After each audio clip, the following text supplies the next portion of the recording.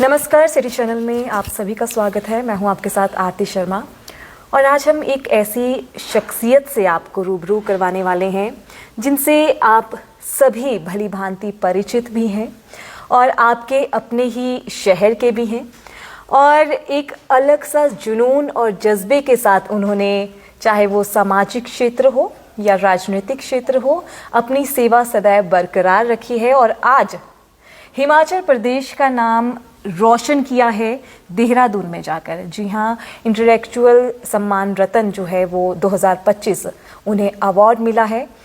कौन ये शख्स हैं, बिल्कुल जानेंगे।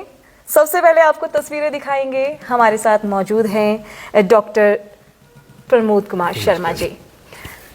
सबसे पहले तो डॉक्टर साहब आपका बहुत बहुत धन्यवाद अपना बहुमूल्य समय देना। और प्रशासनिक अधिकारी आप पूर्व में रहे हैं, भाजपा के प्रत्याशी आप जो हैं वो शिमला ग्रामीण विधानसभा क्षेत्र से पूर्व में रहे हैं।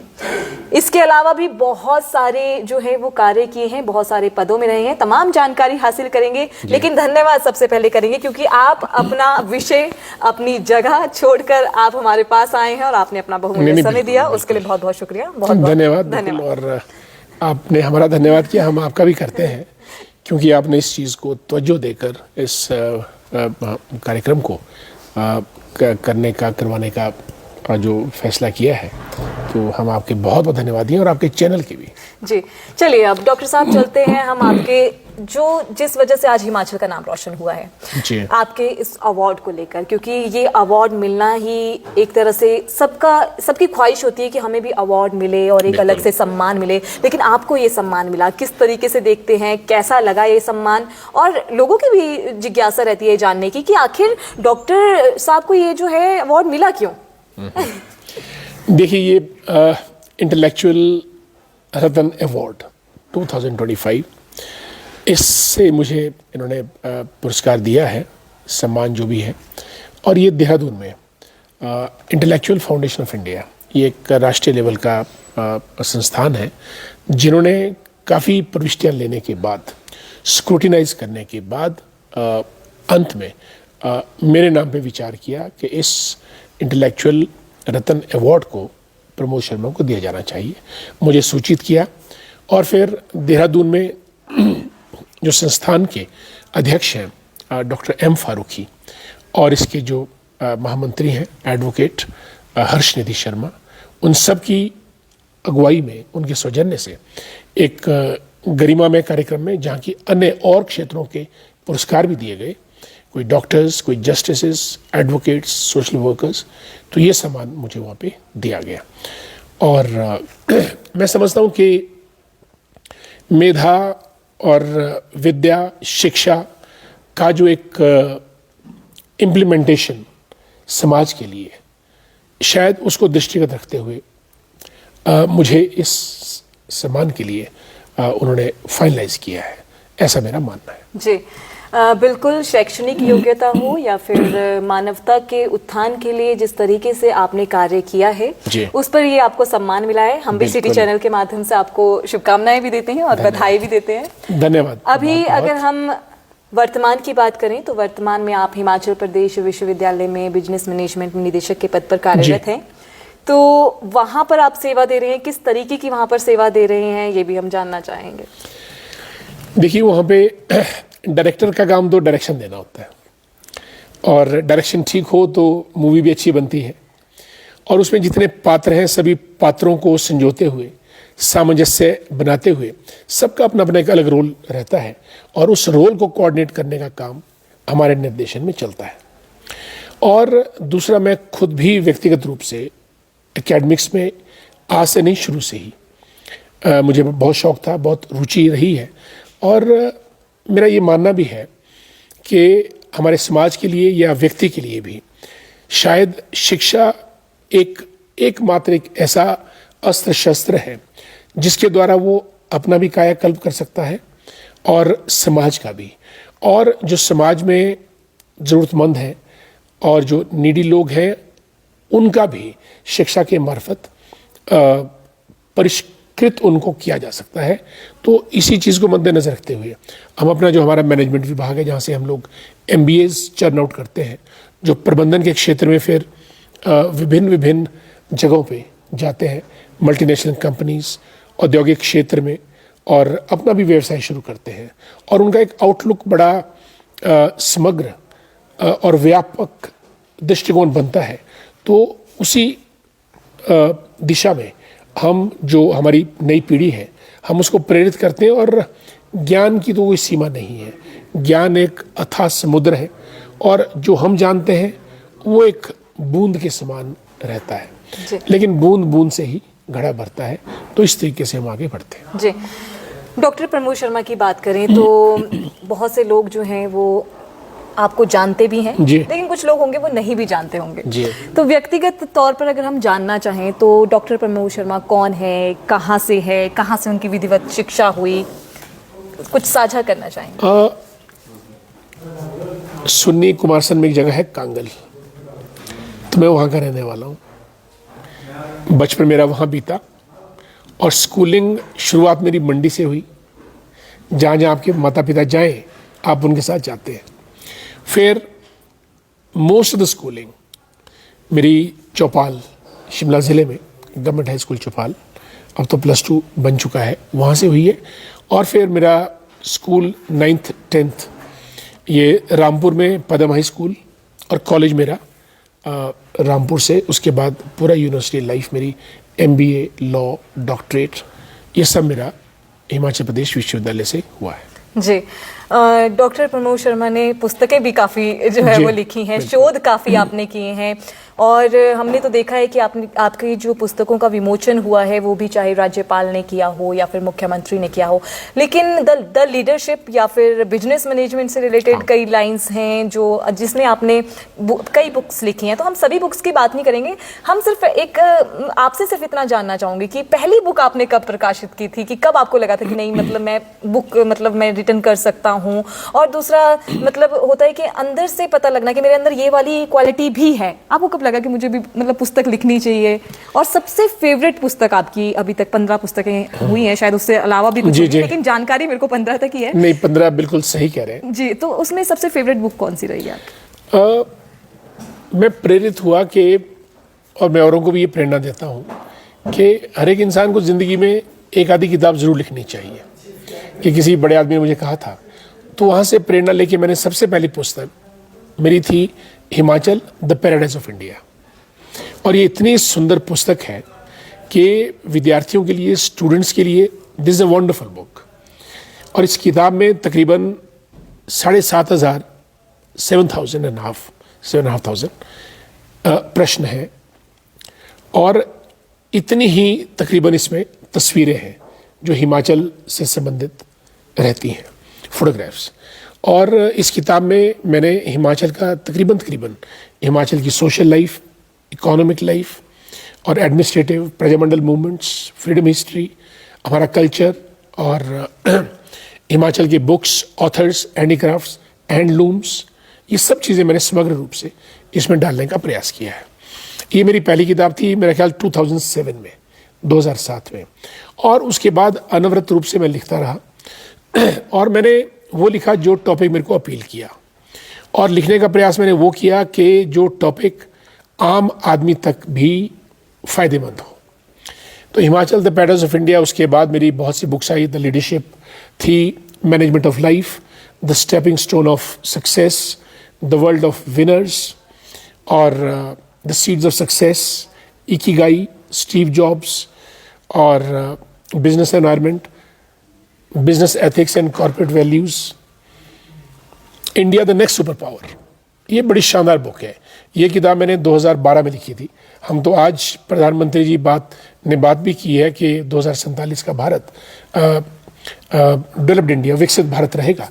पर मेरे जहन में ये बात 2011-12 में आ गई थी कि I must write a book on it.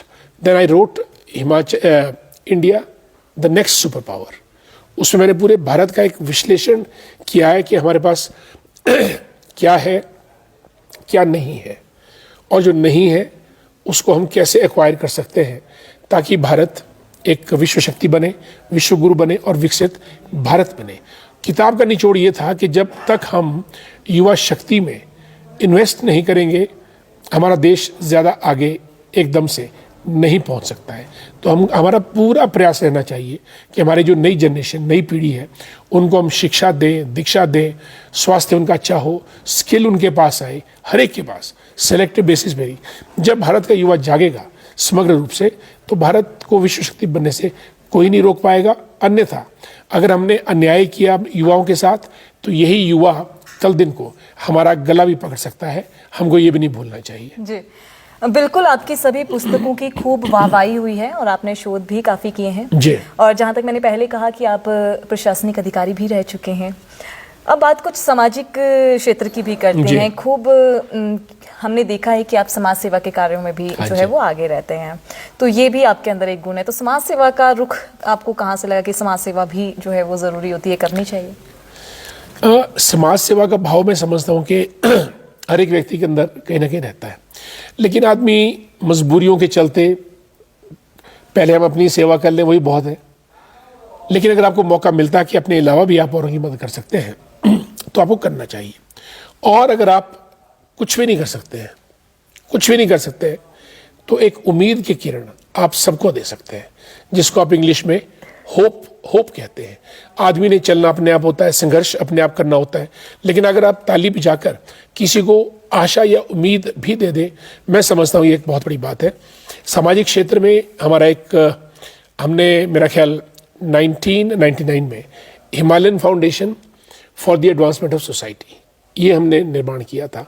हम जितने भी यूनिवर्सिटी से लोग निकले थे, हमने संस्था बनाकर लोगों को शिक्षा, स्वास्थ्य, पर्यावरण, ग्रामीण विकास और पंचायती राज, इन क्षेत्रों में हमने मदद का हाथ बढ़ाया और काफ़ी जगह हमने समाज में लोगों की मदद भी की। और आज मेरा अपना ये रुझान रहता है कि कहीं भी कोई मदद चाहिए सरकारी स्तर पर या निजी स्तर पर, तो चलते चलते भी जहां हमारा फ़ोन लग गया, अगर हमारे एक फ़ोन करने से किसी की मदद हो जाती है तो हमको वो फ़ोन कर देना चाहिए। तो ऐसा मेरा कुछ रुझान रहता है, जहां जिसकी मदद जितनी हो सके करने का पूरा प्रयास रहता है। बिल्कुल प्रमोद शर्मा जी, आपके व्यक्तिगत तौर पर हमने आपको जाना और आपका सामाजिक जो सेवा का रुझान है उसके बारे में जाना।